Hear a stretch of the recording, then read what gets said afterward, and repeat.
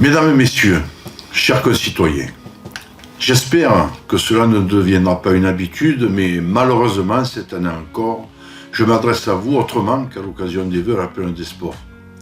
La crise majeure que nous vivons actuellement, après tout de même 2 années difficiles liées à la Covid, impacte fortement notre économie.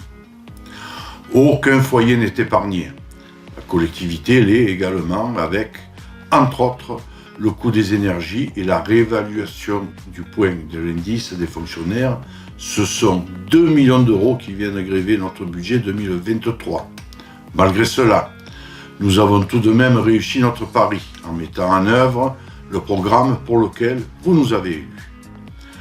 La politique territoriale de mon prédécesseur a favorisé la construction d'habitations de façon totalement démesurée et sur un laps de temps bien trop court.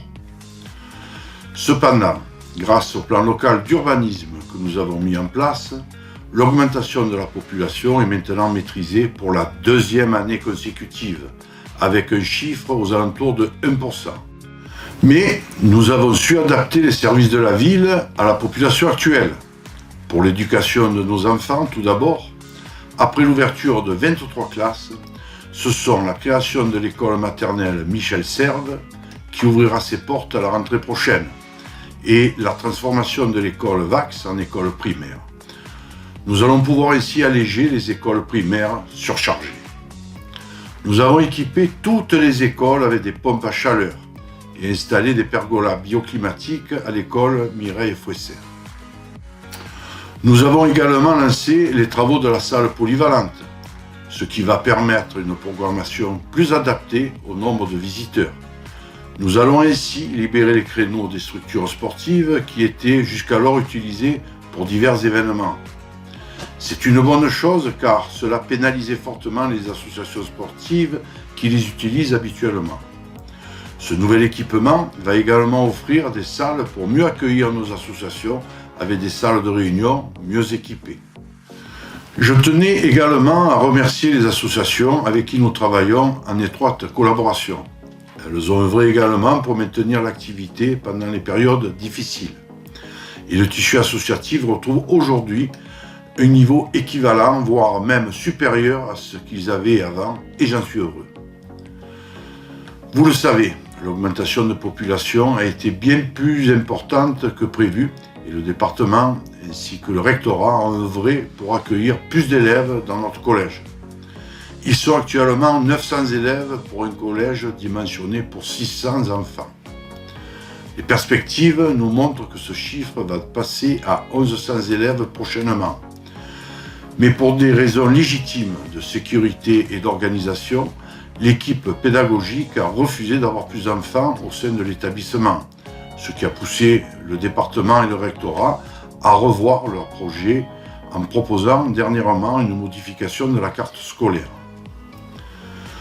La commune accompagne au mieux les parents d'élèves dans toutes leurs démarches et fera le nécessaire pour trouver les meilleures solutions pour les enfants. Nous avons également réussi à maintenir nos animations tout au long de l'année, que ce soit pendant l'été avec des spectacles de grande qualité où nous avons accueilli parfois plus de 3000 visiteurs, ou encore à Noël où les animations sur la place de la mairie et devant le pôle culturel ont connu un vif succès. Merci de votre présence. Pendant ces derniers mois, le CCAS de la ville a également déployé des efforts importants pour mettre en œuvre des actions en faveur des plus démunis ou des personnes en difficulté. Ce sont 118 bons d'aide au chauffage et 113 bons de Noël pour les familles les plus démunies et 26 bons orphelins. Mais aussi des sorties culturelles à Marseille ou des journées thématiques sur la santé-précarité, par exemple, ou la sensibilisation au handicap faite auprès des plus jeunes. Je profite de ces actions menées par le CCS pour remercier l'ensemble des agents de la collectivité qui ont fait un travail remarquable et sans qui rien n'aurait pu aboutir. Nous souhaitons que 2023 soit encore une année d'investissement, même si nous restons très vigilants par rapport au surcoût de nos budgets qui englobent énergie, masse salariale et alimentaire. Nous ferons tout ce qui est possible pour poursuivre notre programme en contenant le plus possible nos dépenses de fonctionnement. Les 2 paddles seront finalisés d'ici la fin du premier trimestre et permettront la pratique d'un sport ludique qui se pratique facilement en famille ou entre amis. Il y a aussi le développement d'un nouveau secteur économique de plus de 30 000 m² au niveau de la Motte Nord. Les travaux pour l'aménagement du boulevard Château-Moustier qui démarreront normalement au 2e semestre 2023. La création d'une zone détente avec table de pique-nique, jeux de boules et ultérieurement un parcours santé à la Valente. Et diverses actions en faveur du plan de sobriété énergétique. Le catalogue des animations pédagogiques mis en place par la ville et proposé aux professeurs des écoles a connu un vif succès. Nous avons donc décidé de le reconduire pour 2023. Tous les enfants de la ville peuvent ainsi profiter de la connaissance des agents de la collectivité pour découvrir de belles choses comme l'univers des abeilles et le rucher de la ville, la cause animale, la découverte du patrimoine et bien d'autres activités.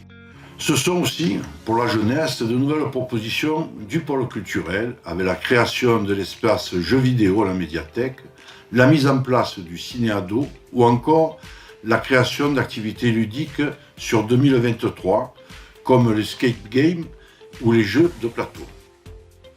Nous maintiendrons nos efforts sur la sécurité, le dynamisme économique de la ville et nous finaliserons tout ce que nous avons démarré bien évidemment.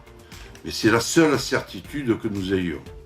Pour le reste, nous avançons pas à pas en fonction de la conjoncture sans perdre de vue le cap que nous nous sommes fixés.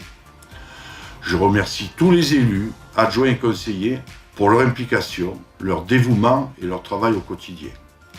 Et je vous souhaite pour vous et vos proches une très belle année 2023.